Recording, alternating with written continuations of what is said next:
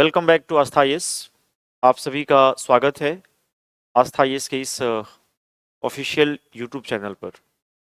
तो आज एक बड़ा इम्पोर्टेंट सेशन पे मैं चर्चा करने वाला हूँ और वो रहेगा हमारा फिजिक्स का, भौतिक विज्ञान का। ध्यान देना, साइंस में पिछला सेशन में हमने केमिस्ट्री और बायो का भी किया था कि हमें केमिस्ट्री में क्या क्या पढ़ना है, किस एंगल से पढ़ना है, ताकि हमारी जो स्कोरिंग कैपेसिटी है वो बढ़ जाए। और बायो में हमें किस किस एंगल से कौन कौन से टॉपिक पे ज़्यादा वर्क करना है, ये पिछला सेशन में हमने इस पे पूरी तरीके से विनो और एनालिसिस किया था। और आज मैं स्पेशल फिजिक्स को लेके करने वाला हूँ, ध्यान देना। तो चलो स्टार्ट करते हैं। मैं तो इस चीज़ पे बार बार फोकस भी करता हूँ कि in study we see quality not quantity, कि पढ़ाई में आपको क्वालिटी देखनी है, क्वांटिटी नहीं। कितना पढ़ते हैं डजेंट मैटर, पढ़ना क्या है वो हमारे लिए ज़रूरी है, ध्यान देना। और जैसा कि आप सभी को पता है कि साइंस एक डायनेमिक सब्जेक्ट है, नए नए रिसर्च होते जा रहे हैं, तो हमें उसको अपडेट कर लेना है। ध्यान देना, क्योंकि पिछले 69 बीपीएससी में साइंस के कुछ ऐसे भी क्वेश्चन थे जो आपके डायनेमिक सेक्शन से आए थे। इस बार भी 70 बीपीएससी में भी क्वेश्चन कन्फर्म में आएगा ही आएगा। जितने भी डायनेमिक सेक्शन है उसको हम अपडेट करते चले, चाहे वो हमारा केमिस्ट्री का पार्ट था, चाहे हमारा बायो का पार्ट था, या हमारा फिजिक्स का भी नो पार्ट होने वाला है। अब जैसे कि बात करना चाहूँ कि भाई डायनेमिक सेक्शन को लेकर के हम क्या चीज़ अपडेट करें। जैसे अभी आपको मान लो फिजिक्स में क्वेश्चन मेंशन कर सकता है, तो वो पूछेगा डियर आपसे नोबेल प्राइज को लेकर के कि 2023 का we know that Nobel prize 2023 we know किसे दिया गया है, ये एज अ क्वेश्चन बन सकता है। तो एक स्मार्ट बच्चा, एक एग्जाम ओरिएंटेड बच्चा, उन सभी साइंटिस्ट के नाम, बेसिकली वो कहाँ से बिलोंग करते हैं ये भी जान लेना है, और साथ में किस फील्ड में, किस क्षेत्र में उनको ये पुरस्कार दिया गया है, उस फील्ड का भी नो एनालिसिस करना भी आपके लिए ज़रूरी है। मे भी हो सकता है कि ये साइंस का सेक्शन है तो आपके प्रीलिम्स में एज अ क्वेश्चन ये मेंशन कर दे। तो आप सभी को पता है कि भाई 2023 नोबेल प्राइज फिजिक्स में 3 साइंटिस्ट को दिया गया है, जिसमें एक साइंटिस्ट का नाम है पियरे एगोस्टिनी,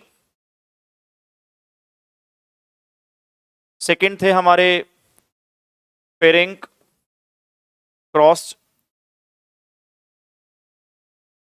और जो हमारे थर्ड नंबर के हैं उनका नाम है एनी एल विलियर। सो डियर, इन्हें ही ध्यान देना, ज्वाइंटली 2023 का नोबेल प्राइज मिला है। किसमें भाई? तो भौतिकी में, फिजिक्स में। अब ये साइंटिस्ट का नाम बिल्कुल आपके लिए इंपॉर्टेंट है, इनका नाम जानना। और जब भी ऐसे नाम हो, एक चीज है dear, forgetfulness is common in every person.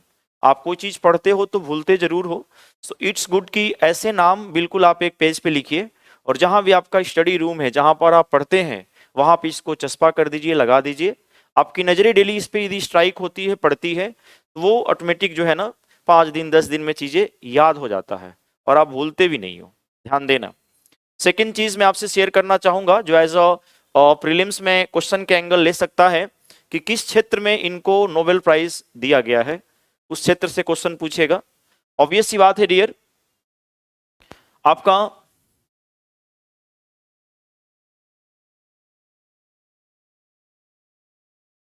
Electron dynamic के क्षेत्र में ये नोबेल प्राइज दिया गया है, क्योंकि इन्होंने एक ऐसा टूल की खोज किया, एक ऐसा टूल का विकास किया जिसके माध्यम से किसी एटम में, किसी मॉलिक्यूल्स में हम इलेक्ट्रॉन के दुनिया के बारे में जान सकते हैं। यानी क्या कहा इन्होंने, एक ऐसा टूल जनरेट किया जिसे हमने क्या नाम दिया भाई? तो एटो सेकेंड, एटो सेकेंड। और इस एटो सेकेंड को डेवलप करके, ध्यान देना, इन्होंने इलेक्ट्रॉन की जो दुनिया है, किसके अंदर, किसी एटम्स के अंदर, किसी परमाणु के अंदर, किसी मॉलिक्यूल्स के अंदर, किसी सॉलिड मटेरियल्स के अंदर, किसी ठोस पदार्थ के अंदर इलेक्ट्रॉन का क्या दुनिया है, उसके बारे में उन्होंने विनो अध्ययन किया। और ये एक बहुत बड़ी विनो क्या है भाई, तो एडवांटेज है, बहुत बड़ी विनो उपलब्धि है देखा जाए तो। एटो सेकेंड एज ए क्वेश्चन का एंगल ले सकता है, क्या है भाई, तो ये 1 सेकेंड के 1 अरबवे का 1 अरबवे भाग है, आप ये समझ लो। कौन? Attosecond. और इलेक्ट्रॉन डायनेमिक का सेंस क्या है, so it refers to study and understanding of the behavior of electron inside the atoms, inside the molecules, inside the solid material। किसी परमाणु के अंदर, किसी अणु के अंदर, किसी ठोस पदार्थ के अंदर इलेक्ट्रॉन का क्या नेचर है, क्या बिहेवियर है विनो, उसका मोशन क्या है, इन सब के बारे में विनो स्टडी हम कर सकते हैं। किसके माध्यम से भाई, तो ऑटो सेकेंड विनो जनरेट करके। और इसी उपलब्धि के लिए ध्यान देना, इन्हें 2023 का नोबेल प्राइज दिया गया है। जो इलेक्ट्रॉन के दुनिया के बारे में देखा जाए, अध्ययन करने में बिल्कुल विनो आसान कर दिया है इन्होंने। आपसे क्वेश्चन ये भी पूछ सकता है भाई किस क्षेत्र में, तो आपको सिर्फ याद रखना है इलेक्ट्रॉन डायनेमिक के सेंस में, इलेक्ट्रॉन गतिकी के सेंस में। और इलेक्ट्रॉन डायनेमिक क्या करता है भाई, तो in this study, in this branch we have study about nature, motion of electron within atoms, molecules या विनो सॉलिड मटेरियल। किसी परमाणु, किसी अणु के अंदर विनो इलेक्ट्रॉन का प्रकृति कैसा है, उसका गति क्या है, उसका बिहेवियर क्या है, इसके बारे में हम क्या करेंगे डियर, स्टडी करेंगे। और जिस टूल से करेंगे वो हमारा कौन है, एटो सेकेंड। यह 1 सेकेंड के 1 अरबवे का 1 अरबवा क्या है भाई, भाग है एटो सेकेंड। तो कुछ कलेक्शन आपको डायनेमिक सेक्शन से भी नो जोड़ के रखना है आपके अपने आप को, मेरा कहने का सिर्फ यही मतलब है, क्योंकि डायनेमिक सेक्शन से कंफर्म में क्वेश्चन आएगा ही आएगा। एज अ प्रीलिम्स आपसे इलेक्ट्रॉन डायनेमिक के बारे में क्वेश्चन आ सकता है, या एज अ प्रीलिम्स डियर आपसे एटो सेकेंड के बारे में भी पूछ सकता है, क्योंकि ये फील्ड है जिसके लिए इन्हें नोबेल प्राइज विनो दिया गया था। अब आते हैं नेक्स्ट पॉइंट पे कि भाई हमें फिजिक्स में क्या क्या पढ़ना है, हम किस किस टॉपिक पे हमारा जो फोकस एरिया है वो ज्यादा होने वाला है, जहां से क्वेश्चन ज्यादा हमें एग्जाम में देखने को मिलेगा, उस पे हमारा अटेंशन विनो ज्यादा रहेगा। अब मैं आता हूं स्पेशल अपने कंटेंट को लेकर के। हमें कन्फर्म में 69 बीपीएससी के अकॉर्डिंग हमें अपने आप को बैलेंस करना है, मतलब जो हमारा कंटेंट है उस पर हमारी पकड़, और साथ में जितने भी डायनेमिक सेक्शन है साइंस से रिलेटेड, चाहे वो बायो के फील्ड में हो, चाहे वो आपके केमिस्ट्री के फील्ड में हो, या चाहे वो आपके फिजिक्स के फील्ड में हो, आपको इन सभी डायनेमिक सेक्शन पे अपनी पकड़ बना लेनी है, ताकि आप बिल्कुल बैलेंस अपने आप को रखो और आप मैक्सिमम क्वेश्चन वहां से विनो टैकल कर लो। सिंपल सी बात है। अब आते हैं फिजिक्स में वो फर्स्ट टॉपिक जो भी मैं कहना चाहूं तो ये भी डियर हाईली एग्जाम ओरिएंटेड है। बीपीएससी का इससे बहुत बड़ा विनो मैं कहना चाहूं कि एक होता है ना रिलेशन, वो है फिजिक्स में, और वो है डियर हमारा लाइट, प्रकाश। हर बार बीपीएससी एग्जाम में आपको यहां से क्वेश्चन देखने को मिलता है, कहां से भाई, तो लाइट से। इस बार भी लाइट से 2 क्वेश्चन आए थे। एक था हमारा वो कलर वाला, रंग वाला, जो क्लासरूम में भी मैंने बताया था, हमारा प्राइमरी कलर प्राथमिक रंग, हमारा सेकेंडरी कलर द्वितीयक रंग, हमारा कॉम्प्लीमेंट्री कलर जो हमारा पूरक रंग है, ये लाइट सेक्शन का ही पार्ट है। और यहां से भी क्वेश्चन आया था। और इन केस कनकेव मिरर का, अवतल दर्पण का जो रे डायग्राम है, जिसमें ऑब्जेक्ट का पोजीशन देता है, आपसे इमेज का पोजीशन पूछता है, उसका नेचर पूछता है, ध्यान देना, उसका साइज पूछता है, ये भी क्वेश्चन आपके लाइट से ही पूछा गया था। तो मैं कहना चाहूँ कि ये हाईली एग्जाम ओरिएंटेड टॉपिक है। और लाइट में हमें एक तो मिरर के सारे कंसेप्ट को पढ़ना है, चाहे वो हमारा कनकेव मिरर हो या कन्वेक्स मिरर हो। प्लेन मिरर हो गया हमारा, समतल दर्पण, और इनके लेंस का भी, जो हम लोग मिरर का कंसेप्ट पढ़ेंगे उसका अपोजिट हमारा क्या होगा, वी नो लेंस का होगा। सिंपल सी बात है, हमारा रिफ्रैक्टिव इंडेक्स, अपवर्तनांक, और लाइट प्रकाश में जितने भी सिद्धांत हैं, थ्योरी हैं, उस पे आपका अटेंशन, आपका फोकस एरिया ज्यादा होना चाहिए। और सबसे बड़ी बात यह है कि इसके जितने भी कंसेप्ट वाले सेक्शन है या जो भी हमारे प्रिंसिपल है, सिद्धांत हैं, इनका हमारे डेली लाइफ में क्या एप्लीकेशन है, क्या अनुप्रयोग है, वो एज अ क्वेश्चन के एंगल लेते हैं।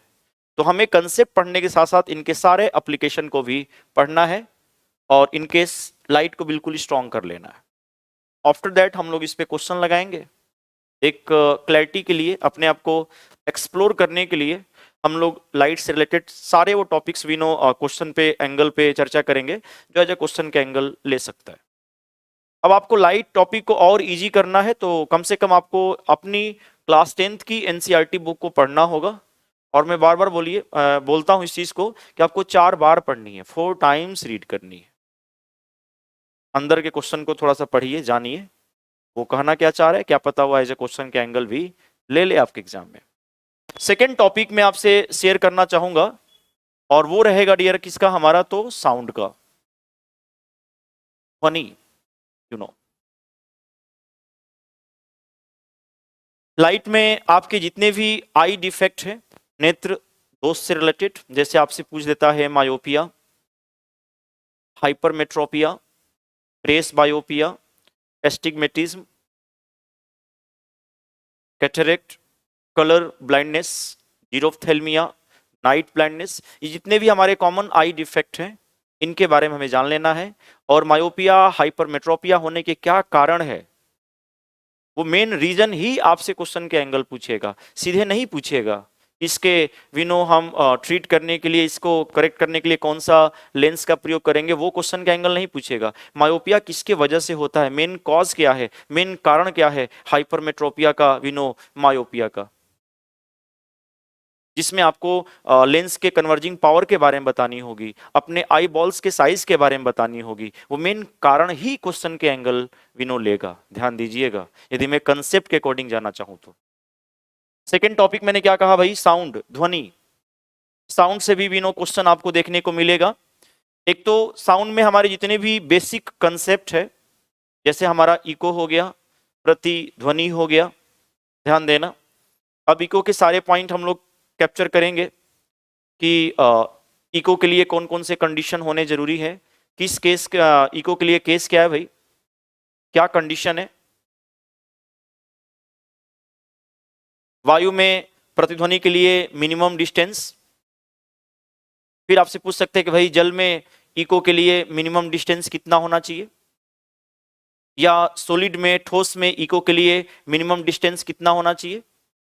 As a numericals point of view से हम लोग इसको कैप्चर करेंगे। कौन कौन से कंडीशन है जिसपे इको डिपेंड करता है, और इको का सेंस क्या है, रिफ्लेक्शन ऑफ साउंड, आवाज का सुनाई देना, डबल सुनाई देना, वही तो हमारा रिफ्लेक्शन ऑफ साउंड ही क्या है भाई, हमारा इको है। फिर इको के हमारे एप्लीकेशन क्या है, इसके अनुप्रयोग क्या है, जैसे हम लोग बात करते हैं सोनार का, या हम बात करें चमगादड़ जो बैट है, ये भी डियर इकोलेशन मेथड द्वारा अपना शिकार क्या करते हैं, ये पकड़ते हैं बैट वगैरह। अल्ट्रासोनिक साउंड वेव क्या करते हैं, ये फ्रेम करते हैं बैट, और मेन तो इको के माध्यम से ही क्या करता है, वो अपना शिकार कैच करता है। फिर कुछ बेसिक कंसेप्ट साउंड में हम बात करेंगे, रेजोनेंस, अनुनाद, रिवर्बरेशन, अनुरणन। अब क्वेश्चन पूछ दे भाई, जो हमारा MRI है, मैग्नेटिक रेजोनेंस इमेजिंग, ये किस पर बेस्ड है, किस पर आधारित है, रेजोनेंस पे। और रेजोनेंस को मैं सिंपल टर्म में कैसे एक्सप्लेन करना चाहूं, तो रेजोनेंस का सेंस है डियर फ्रीक्वेंसी, आवृत्ति, और फ्रीक्वेंसी बोले तो energy. When the two energy are match with each other, जब दो एनर्जी आपस में क्या करेगी, मैच कर जाएगी, तो हमारा क्या फॉर्म होगा, रेजोनेंस। और सिंपल सी बात है भाई, दो एनर्जी आपस में मैच करेगी तो चीजें क्या होगी, कोलैप्स कर जाएगी। जैसे जैसे हमने सुना है कि अपने समय में कि जब तानसेन गाते थे तो दिए जल जाते थे, तानसेन गाते थे तो झमाझम बारिश हुआ करती थी। हम लोग जानते हैं, सुने भी हैं। यानी इस ब्रह्मांड का, इस यूनिवर्स का every object have their frequency. हर एक वस्तु की अपनी आवृत्ति है, अपनी फ्रीक्वेंसी है। You have frequency, I have frequency, this pen has frequency, this board has frequency. सबकी अपनी क्या है डियर? आवृत्ति है, फ्रीक्वेंसी है। सिंपल सी बात है। और इन केस क्या है भाई, तो जब मान लो, जब जैसे इन केस तानसेन गाते थे और मान लो यहाँ पे ग्लास से, जैसी ग्लास की फ्रीक्वेंसी तानसेन के साउंड की फ्रीक्वेंसी आपस में क्या करती थी? मैच करती थी। तो जो ग्लास था वो क्या होता था? कोलैप्स, टूट जाएगा।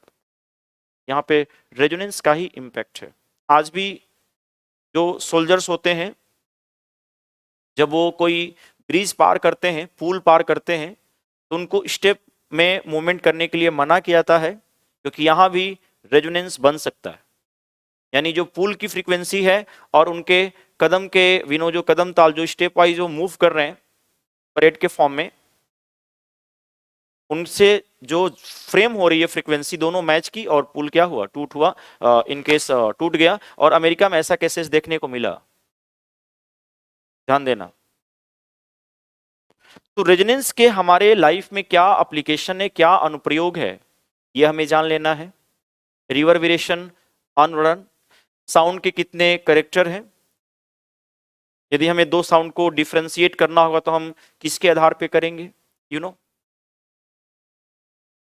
एक तो हमारा लाउडनेस हो गया, एक हमारा पिच हो गया जिसको हम लोग तारत्व कहते हैं, और तीसरा हमारा क्या है भाई? तो क्वालिटी, जिसको हम टिम्बर भी कहते हैं, गुणता भी कहते हैं। अब लाउडनेस किस पे डिपेंड करता है? हम जब पता, हम पढ़े कि भाई जो लाउडनेस है ये एम्पलीट्यूड, आयाम पर निर्भर करता है। क्या लाउडनेस, क्या प्रबलता, और भी फैक्टर्स हैं जिसपे विनो हमारी जो लाउडनेस है वो डिपेंड करती है। तो बहुत सारे फैक्टर्स है जो हमें क्लासरूम में पढ़ना है इसके बारे में। तो साउंड भी मैं कहना चाहूँ, और जितने भी इनके हमारे साउंड वेव है, जैसे हमारा ऑडिबल साउंड वेव है, इनका फ्रीक्वेंसी का रेंज पूछ देता है। हमारा इंफ्रासोनिक साउंड वेव है, हमारा अल्ट्रासोनिक जिसको हम अल्ट्रासाउंड भी कहते हैं, उनका फ्रीक्वेंसी का रेंज क्या है। और अल्ट्रासोनिक या अल्ट्रासाउंड का डेली लाइफ में बहुत सारे भी नो यूजेस हैं, उनके सारे एप्लीकेशन आपको पढ़ने हैं, ध्यान दीजिएगा। तो साउंड भी बिल्कुल हमारा क्लासिक टॉपिक होने वाला है। और यहाँ पे हम ईयर के कुछ सेगमेंट पे भी नो चर्चा करने वाले हैं। किसको लेकर के भाई? तो अपने कान को लेकर के। ईयर के कुछ इंटरनल सेक्शन से भी यहाँ पे क्वेश्चन देखने को मिलते हैं। तीसरा टॉपिक मैं आप सभी से शेयर करना चाहूँ जो आपको पढ़ना है, वो रहेगा डियर आपका हीट का। इसका भाई तो उष्मा का। ये 3rd नंबर टॉपिक है, हीट, उष्मा। ये भी बिल्कुल मैं क्लासिक टॉपिक मेंशन करना चाहूंगा, हीट वाला भी। इसमें हमें थर्मोमीटर के बारे में पढ़ लेनी है। स्पेशल आपका जो लैब वाला थर्मामीटर है उसका चीफ कंपोजिशन क्या है। हर एक थर्मोमीटर का अपना लोअर और अपर फिक्स पॉइंट होता है, वो आपको जान लेना है कि इसका निचला क्रम, इसका ऊपर का क्रम कितना है। जैसे आपसे क्लिनिकल थर्मोमीटर का पूछ दिया कि जो डॉक्टरी थर्मोमीटर है इसका लोअर और अपर फिक्स पॉइंट कितना है। अब आप पढ़े रहेंगे तभी तो आप क्लिक कर पाएंगे। और कई ऐसे बच्चे हैं जिनको पता ही नहीं है कि उनका जो क्लिनिकल थर्मोमीटर है उसका अपर और लोअर फिक्स पॉइंट कितना होता है, उनको कोई आइडिया नहीं है। और ये आपके एनसीईआरटी में भी मेंशन है। तो कुछ थर्मोमीटर आपके एनसीईआरटी में मेंशन है, कुछ आपको एक्स्ट्रा भी पढ़ना है। जैसे सन के टेम्परेचर को मेजर करने के लिए, मापने के लिए हम कौन सा थर्मोमीटर का प्रयोग करेंगे? अभी नो, टोटल रेडिएशन पायरोमीटर, पायरोमीटर याद रखेंगे। अब इसका लोअर और अपर फिक्स पॉइंट कितना है। लिक्विड थर्मोमीटर है उसका चीफ कंपोजिशन क्या है। गैस थर्मोमीटर है उसका चीफ कंपोजिशन, मुख्य अवयव क्या है, ये जान लेने हैं आपको। मतलब हीट टॉपिक में आपको थर्मोमीटर के बारे में भी जानना है। साथ में जो सबसे वैल्यूएबल इसमें एक पॉइंट है और वो है डियर ट्रांसमिशन ऑफ हीट, उष्मा का संचरण, कि हीट ट्रांसमिट कैसे करता है। और वो 3 मेथड, जो आपको जानने हैं, एक आपका कन्वेक्शन जिसको आप लोग संवहन कहते हैं, एक डियर आपका हो गया विनो कंडक्शन जिसको हम लोग चालन कहते हैं, और तीसरा हमारा है रेडिएशन, विकिरण। और एग्जामिनर क्या करता है, इनकेस आपसे पूछेगा कि भाई इस हीट के ट्रांसमिशन में कन्वेक्शन हो रहा है, कंडक्शन हो रहा है या रेडिएशन हो रहा है। अब यदि आप एग्जाम्पल को सही से कैच करोगे तभी जब आप कन्वेक्शन, रेडिएशन और कंडक्शन के बारे में जानोगे कि हाँ भाई जो कन्वेक्शन है इसमें क्या होता है, तो इसमें आपके जो एक्चुअल मूवमेंट ऑफ पार्टिकल, जो पदार्थ है, जो सब्सटेंस है, उसके मेन जो पार्टिकल है, जो मुख्य कण है, वो डियर ट्रांसमिट करते हैं, मूव करते हैं। मैंने क्या कहा, कन्वेक्शन को लेकर के, संवहन को लेकर के एक सिंपल टर्म में मैंने इसको क्या एक्सप्लेन किया भाई, तो कन्वेक्शन का मतलब है, संवहन का मतलब है in this actual movement of particle can take place, इसमें पदार्थ की जो वास्तविक कण है, जो रियल पार्टिकल है, वो गति करेंगे, वो मूव करेंगे। और सिंपल सी बात है भाई, पार्टिकल्स तो सिर्फ दो मीडियम में ही मूव कर सकता है, गति कर सकता है, या तो वो किसमें हो, लिक्विड में हो, अदरवाइज किसमें हो, गैस में हो। क्वेश्चन पूछ दिया आपसे। रेडिएशन, रेडिएशन के लिए किसी मीडियम की रिक्वायरमेंट नहीं है। क्यों भाई, क्योंकि रेडिएशन हमेशा इलेक्ट्रोमैग्नेटिक वेव के फॉर्म में ट्रांसमिट करता है, विद्युत चुंबकीय तरंग के रूप में संचरित होता है, जिसके लिए किसी माध्यम का होना जरूरी नहीं है। और कंडक्शन तो पता है भाई, इसमें इसमें क्या होता है भाई, तो इसमें जो पार्टिकल्स हैं वो ऑसिलेट करते हैं, वो कंपन करते हैं। इसमें जो पार्टिकल्स है, जो कण है, उसमें कंपन की वजह से भी क्या होती है, हीट ट्रांसमिट होती है। इसमें पार्टिकल्स मूव नहीं करते, जो रियल पार्टिकल है, सिर्फ कंपन, ऑसिलेशन ऑफ द पार्टिकल्स, कणों में कंपन की वजह से ये हीट का ट्रांसमिशन होता है कंडक्शन में, चालन में।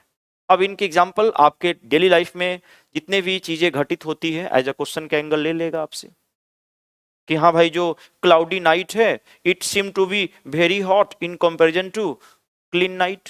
स्वच्छ रात की अपेक्षा बादलों वाली रात जो है ना, गर्मी ज्यादा लगती है। क्या रीजन है, क्या कारण है, बताना होगा आपको कि वहां पे रेडिएशन है, कन्वेक्शन है या कंडक्शन है। सिंपल सी बात है। बल्ब के अंदर, इनकेस जो हम लोग बल्ब यूज करते हैं, तो बल्ब के अंदर डियर हम लोग इनर्ट गैस भरते हैं, अक्रिय गैस, नाम सुने होंगे आप लोग, helium, neon, organ, krypton, xenon, radon, astatine वगैरह। ये हमारे इनर्ट गैसेस हैं जो बल्ब के अंदर हम लोग क्या करते हैं डियर, फुलफिल करते हैं। अब किसके वजह से, क्या कंडक्शन की वजह से, या हम उसके अंदर कन्वेक्शन की वजह से, या उसमें रेडिएशन की वजह से हम उसके अंदर इनर्ट गैस, अक्रिय गैस भरते हैं। तो सिंपल सी बात है भाई, हमें गैस भरने का पीछे एक ही रीजन है कि जो फिलामेंट पे जो टेम्परेचर की जो होल्डिंग कैपेसिटी है वो कम हो जाए। यदि मान लो इस फिलामेंट पे टेम्परेचर की जो पावर है वो बढ़ जाएगा, तापमान का शक्ति जो और बढ़ गया, तो इनकेस ये हो सकता है कि ये फिलामेंट क्या होगा, मेल्ट कर जाएगा। तो सिंपल सी बात है भाई, यहाँ पे हमारा कौन सा टेक्निक काम करेगा, कन्वेक्शन। जो पास वाले इसके मॉलिक्यूल्स हैं, जो पार्टिकल्स हैं, वो मूव होंगे, और मूव होंगे क्या होंगे भाई, हल्के हो जाएंगे, फिर दूसरे साइड चले जाएंगे। फिर ये पास वाला पार्टिकल्स जाएगा कहाँ, फिलामेंट के पास। और इस तरीके से फिलामेंट के पास जो टेम्परेचर है उसका डिस्ट्रीब्यूशन हो रहा है पूरे गैस मॉलिक्यूल के साथ। और जब पूरे गैस मॉलिक्यूल्स के साथ इसका तापमान का डिस्ट्रीब्यूशन होगा, तो सिंपल सी बात है, पार्टिकल्स मूव करके ही तो जा रहे हैं ना। ऐसा तो नहीं है कि इसका रेडिएशन निकला और यहां से पार्टिकल को और यहाँ के पार्टिकल को गर्म कर दिया, नहीं, ये पार्टिकल्स जा रहे हैं फिलामेंट के पास, और इसके पास वाले जो पार्टिकल्स है वो गर्म होकर के हल्के हो रहे हैं, और फर्दर ये दूर जा रहे हैं। इस तरीके से हम क्या देख रहे हैं भाई, तो इसके अंदर पार्टिकल्स का मूवमेंट हो रहा है, गति हो रहा है। और जहां पार्टिकल्स मूव करेंगे वहां पे क्या होगा, कन्वेक्शन, संवहन। तो यहाँ पे संवहन हो रहा है, दैट्स वाई, क्यों भाई, ताकि वो फिलामेंट जल ना पाए, पिघल ना पाए। अदरवाइज तापमान का यदि कैपेसिटी बढ़ेगा तो कहीं ना कहीं वो जो फिलामेंट है वो मेल्ट कर जाएगा। तो हमें अपने लाइफ में कहाँ पे कन्वेक्शन है, कहाँ पे कंडक्शन है, कहाँ पे रेडिएशन है, उसके बारे में हमें जान लेनी है। और साथ में कुछ स्पेशल हीट के और भी कई सारे कंसेप्ट, जैसे आपसे पूछेगा लेटेंट हीट, गुप्त उष्मा, इसका डेफिनेशन भी पूछ सकता है, और लेटेंट हीट के क्या क्या एप्लीकेशन है वो जान लेना है। स्पेसिफिक हीट, विशिष्ट उष्मा, इसके डेफिनेशन, और ध्यान देना इसके क्या हमारे लाइफ में एप्लीकेशन है, वो एज ए क्वेश्चन के एंगल ले सकता है। जैसे आपसे पूछ दिया रेजिलेशन, रेजिलेशन ये टर्म है, रेजिलेशन, जिसको हिंदी में कहते हैं डियर हम लोग पुनर्हिमायन।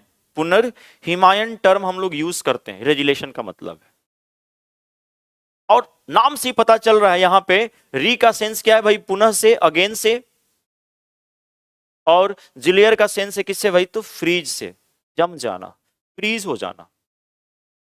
अब रेजिलेशन का हमारा कंसेप्ट क्लियर हो गया कि किसी चीज का दोबारा क्या होना, जमना, फ्रीज होना। मतलब जैसे हमने प्रेशर लगाया, जैसे हमने उस पे प्रेशर लगाया, इस पे, आइस क्या हो गया, मेल्ट हो गया, पिघल गया। मतलब प्रेशर लगाते ही वो किस में कन्वर्ट हो गया डियर, लिक्विड में, पिघल गया। और जैसे हमने प्रेशर रिमूव किया, दोबारा वो क्या हुआ, फ्रीज हो गया। आइस, बर्फ पर जैसे हमने प्रेशर लगाया तो मेल्ट हुआ, और जैसे हमने प्रेशर रिमूव कर दिया दोबारा वो क्या हो गया, फ्रीज हो गया। ये फिनोमेनन क्या कहलाएगा, रेजिलेशन। अब हम लोग बर्फीली जगहों पे डियर जो स्केटिंग करते हैं,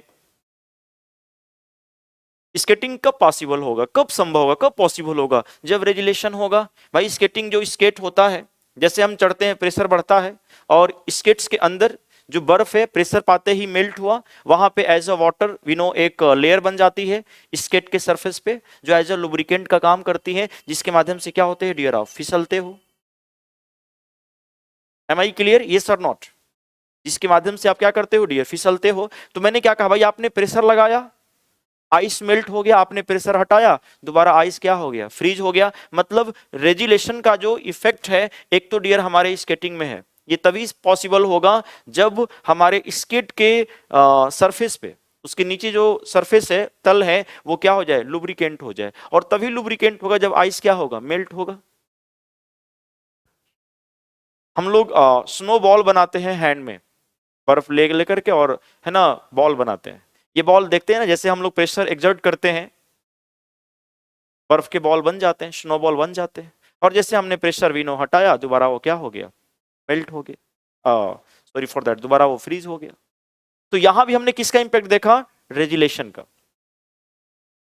तो हीट भी मैं कहना चाहूं इनकेस बड़ा इंपॉर्टेंट टॉपिक है। जैसे आप नाम सुने होंगे सब्लिमेशन, ऊर्ध्वपातन, ऊर्ध्वपातन, कि जब हम किसी सॉलिड को गर्म करते हैं, जब हम किसी सॉलिड को इनकेस क्या करते हैं भाई, गर्म करते हैं, तो जैसे हमने किसी सॉलिड को गर्म किया तो वो सॉलिड वेपर में चेंज हो गया, इनकेस वाष्प में बदल गया जब हमने किसी ठोस को क्या किया भाई, तो गर्म किया। और जैसे हमने उसको क्या कर दिया, विनो ठंडा कर दिया, दोबारा वो किस में चेंज हो गया, सॉलिड में, विदाउट गोइंग लिक्विड फेस। यानी यदि कोई ठोस गर्म करने पे वाष्प बदलता है, और वाष्प को ठंडा करने पे दोबारा सॉलिड बदलता है, लेकिन वो द्रव अवस्था में नहीं जाता है।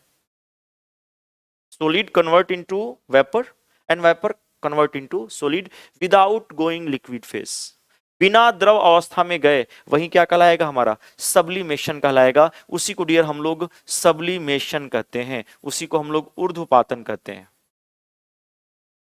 यहां से कई बार विनो क्वेश्चन देखने को मिलता है। और ऊर्ध्वपातन का सबसे बड़ा विनो केस में देखना चाहूँ इसके एप्लीकेशन, तो डियर जो हम कैम्फर है, उस कैम्फर का शोधन भी, प्यूरिफिकेशन भी हम सब्लिमेशन मेथड से ही करते हैं। या हमारी जो नेफ्थलीन की बॉल्स हैं, नेफ्थलीन की जो गोलियां हैं, उसका भी प्यूरिफिकेशन हम सब्लिमेशन ऊर्ध्वपातन मेथड से ही करते हैं। वही नेफ्थलीन बॉल्स जिसका प्रयोग डियर हम लोग इनकेस इंसेक्ट को मारने के सेंस में करते हैं। कोलतार नाम सुने होंगे आप लोग, कोलतार कार्बन का ही इनकेस कोयले का हमारा प्रोडक्ट है कोलतार, और इस कोलतार का यूज जो है ना हम लोग नेफ्थलीन के बॉल्स बनाने में करते हैं, और इसका प्यूरिफिकेशन हम सब्लिमेशन मेथड से करते हैं, ऊर्ध्वपातन विधि द्वारा करते हैं। या हमारा जो ड्राई आइस है, शुष्क बर्फ जिसको बोलते हैं, ड्राई आइस, शुष्क बर्फ, किसे कहते हैं भाई, तो हम बोलते हैं डियर ड्राई CO2 को। ड्राई या सॉलिड जो हमारा CO2 है, उसको डियर हम लोग क्या कहते हैं, ड्राई आइस। और ड्राई CO2 का प्यूरिफिकेशन भी हम सब्लिमेशन मेथड से ही करते हैं इन केस। तो बिल्कुल आपको जान लेने हैं ये सारे टेक्निक। आपसे प्रोसेस के डेफिनेशन से क्वेश्चन मेंशन कर देगा। जैसे जैसे मैं कुछ और एक दो एग्जांपल आपको देना चाहूं, जैसे डियर हमारा हो गया फ्रैक्शनल डिस्टिलेशन। फ्रैक्शनल डिस्टिलेशन जिसको हिंदी में हम लोग कहते हैं इनकेस क्या भाई, तो प्रभाजी आसवन। प्रभाजी आसवन आपको पता है ना, पेट्रोल डीजल की जो रिफाइनिंग है हम इस टेक्निक के माध्यम से करते हैं। अब एक स्मार्ट बच्चा ये जानना चाहेगा कि भाई ये फ्रैक्शनल डिस्टिलेशन है क्या, ये प्रभाजी आसवन है क्या। तो सिंपल सी बात है भाई, यदि हमें बहुत तरह के सॉल्यूशन है और वो मिक्स हैं, मान लो ये कंटेनर और यहाँ पे हमने A, B, C और D नाम के 3 विलियन लिया और तीनों को मैंने मिक्स कर दिया। अब यदि इन सभी विलियन को हमें सेपरेट करना होगा तो ऑब्वियस सी बात है डियर, हम फ्रैक्शनल डिस्टिलेशन का प्रयोग करेंगे, क्योंकि हर एक विलियन का, हर एक सॉल्यूशन का अपना एक फिक्स बॉइलिंग पॉइंट होता है कि हाँ भाई ये ए नाम का सॉल्यूशन है, ये 70 डिग्री सेल्सियस पे होगा, ये 90 पे होगा, ये 100 पे होगा, ये आपके 150 पे होगा। हमें एक रेंज पता चल गया इनका बॉइलिंग का, और जैसे डियर हमें ए निकालना है तो हम 70 डिग्री सेल्सियस लाएंगे टेम्परेचर, तो हमारा जो ए नाम का विलियन है वो क्या हो जाएगा, सेपरेट हो जाएगा।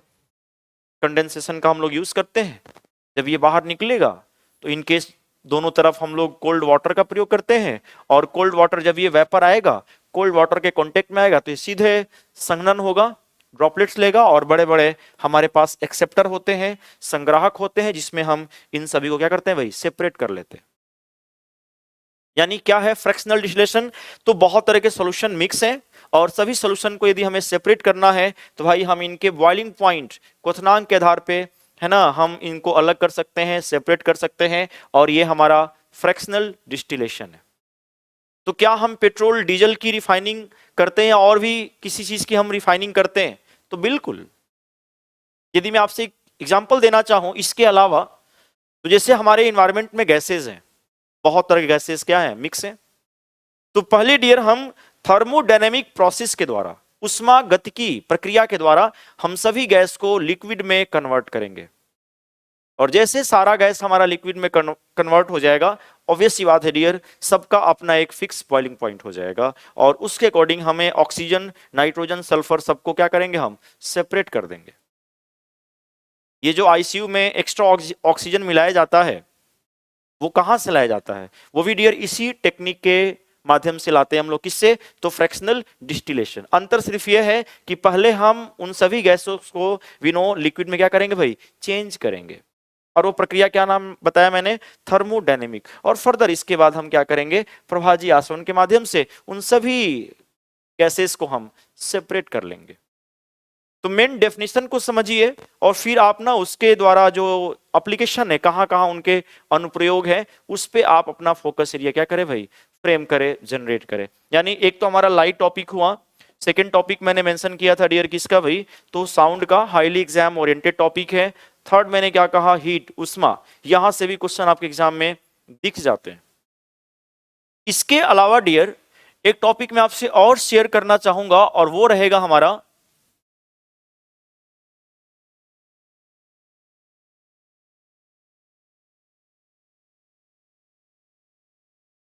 न्यूक्लियर फिजिक्स का। ये हमारा है न्यूक्लियर फिजिक्स, नाभिकीय भौतिकी, नाभिकीय भौतिकी।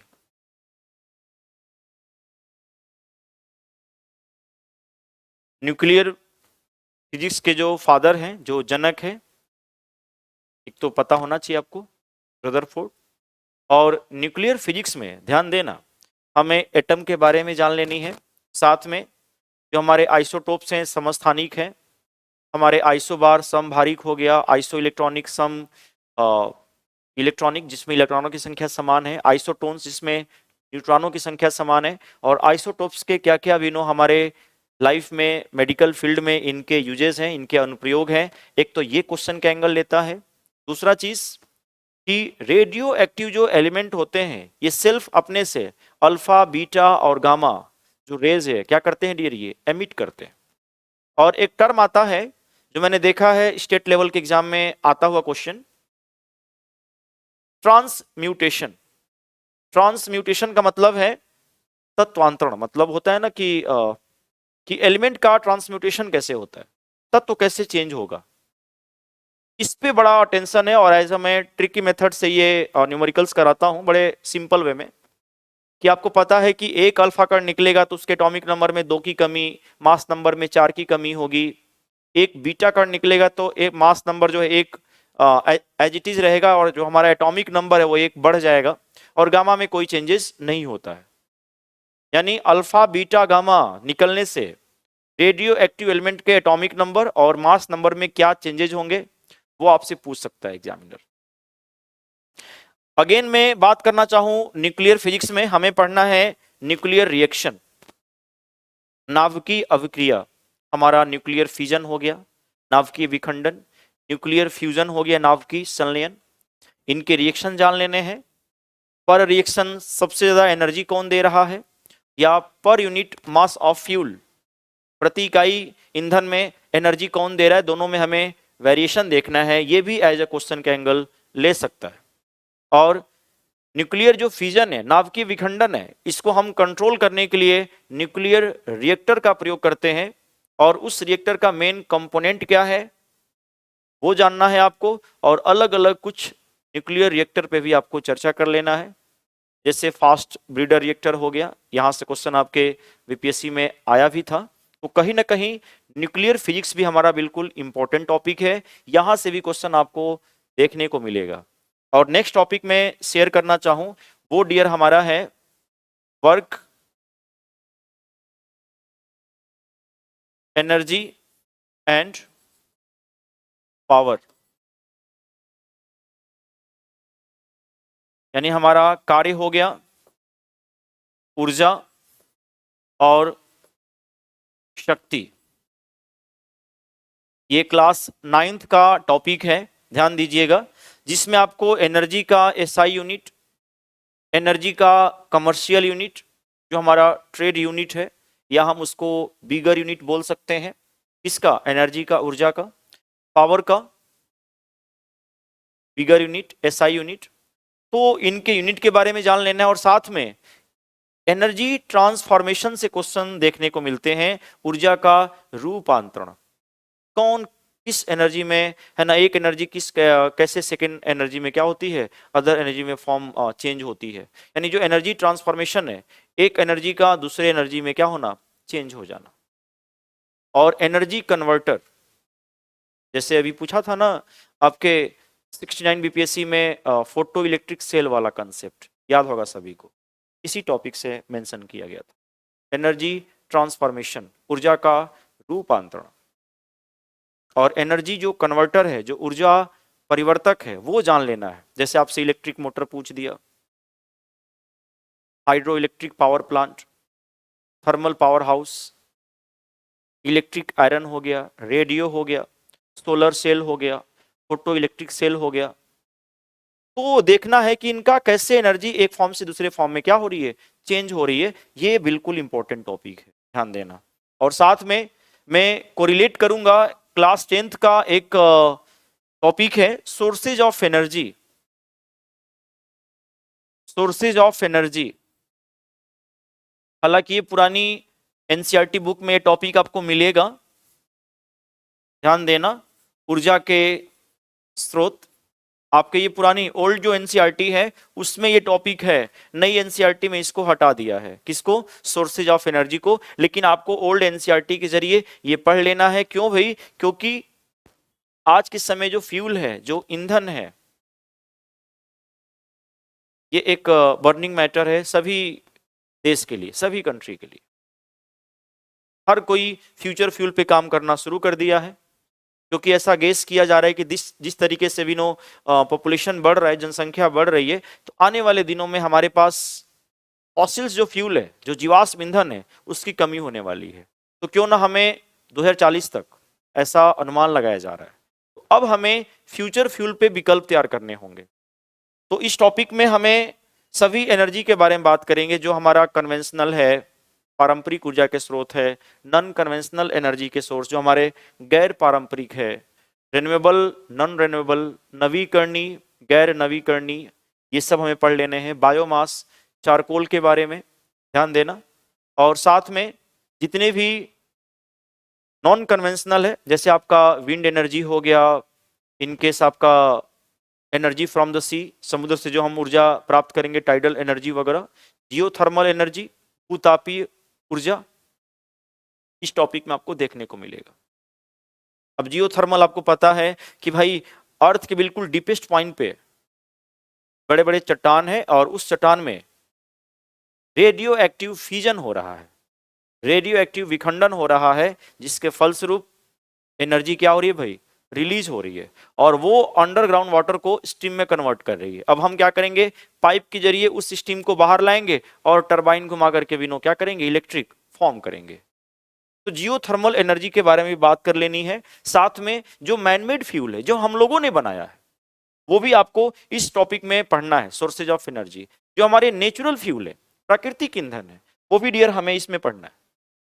और साथ में मैंने क्या कहा, न्यूक्लियर फ्यूल, नाभिकीय ईंधन, बिल्कुल आपको अपडेट कर लेना है। और ये जो सेक्शन है ध्यान देना, ये पूरा हमारा डायनेमिक सेक्शन है जिसपे हम ग्रीन हाइड्रोजन की बात करेंगे।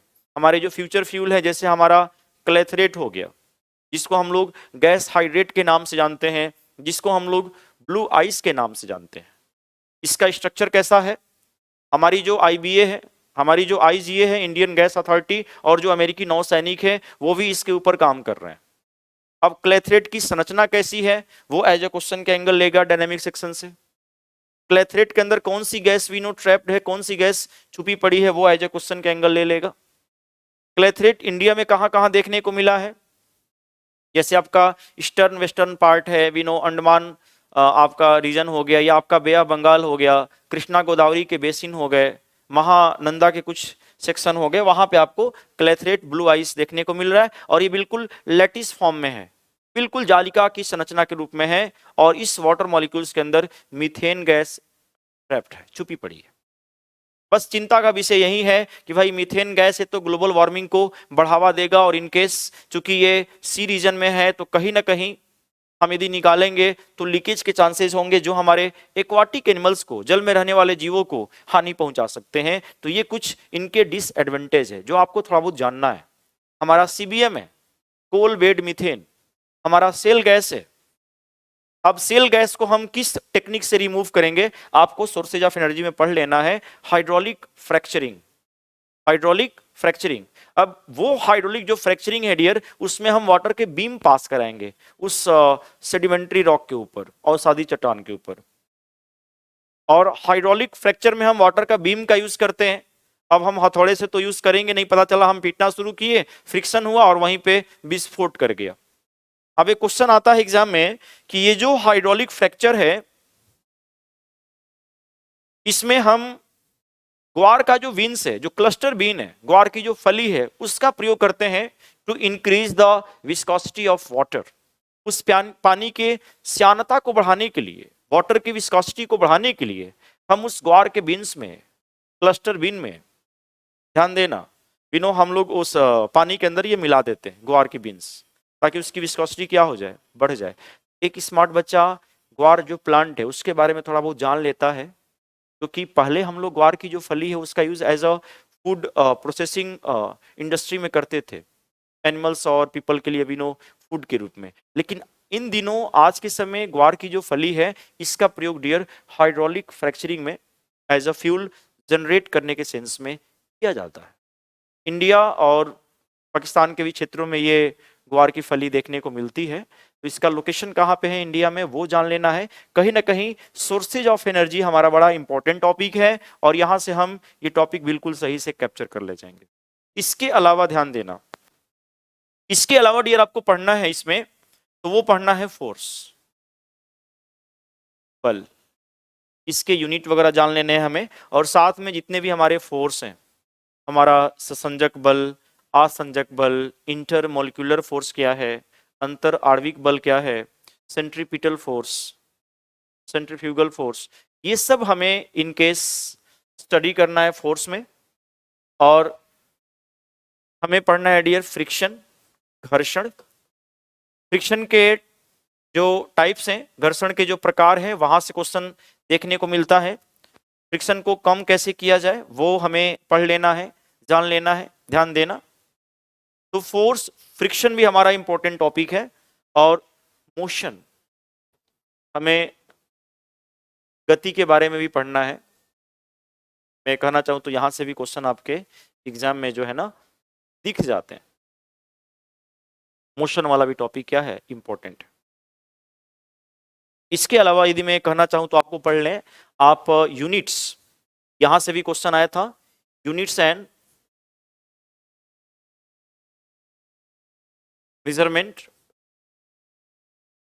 यूनिट और मापन। इसमें आपको स्केलर क्वांटिटी, वेक्टर क्वांटिटी, सदिश राशि, अदिश राशि। हालांकि कई बच्चे जो है ना, जब भी स्केलर और वेक्टर क्वांटिटी वो याद करते हैं तो कहीं ना कहीं मैंने देखा है वो बाद में ना रीसेट हो जाते हैं। स्केलर को वेक्टर बोलेंगे और वेक्टर वाले एग्जांपल को स्केलर बोलेंगे, और इसे हमें बारीकी से पढ़ना है, और बिल्कुल टेक्निक से इसको मैं समझाऊंगा ताकि स्केलर क्वांटिटी और वेक्टर क्वांटिटी पहचानने में आपके लिए कोई ज्यादा प्रॉब्लम ना हो। ध्यान देना। तो यूनिट्स और मेजरमेंट, हमारा यूनिट और मापन भी बड़ा इंपॉर्टेंट टॉपिक है जो हमें फिजिक्स में पढ़ना है। इसके अलावा डियर दो और टॉपिक्स में आपको पढ़ाऊंगा। इसमें हमारा रहेगा इलेक्ट्रिसिटी, विद्युत, और एक टॉपिक डियर हमारा रहेगा मैग्नेट वाला, चुंबक के बारे में। यानी कुल मिला के लगभग एटलीस्ट 10 टॉपिक यदि हम फिजिक्स में पढ़ लेते हैं तो मेरा मानना है कि मैक्सिमम क्वेश्चन हम रोटेट कर ले जाएंगे। सिर्फ हमें एक चीज पे फोकस करना है कि मे भी हो सकता है कि हर एक सेक्शन से डायनेमिक वाला पॉइंट जोड़ दे। आप अपने आप को बैलेंस करिए, फिजिक्स में, केमिस्ट्री में और बायो में जितने भी आपको नए नए अपडेशन मिल रहे हैं आप उसको अपडेट करते चलिए। ये सारे अपडेशन एज अ एग्जाम में क्वेश्चन के एंगल ले सकते हैं।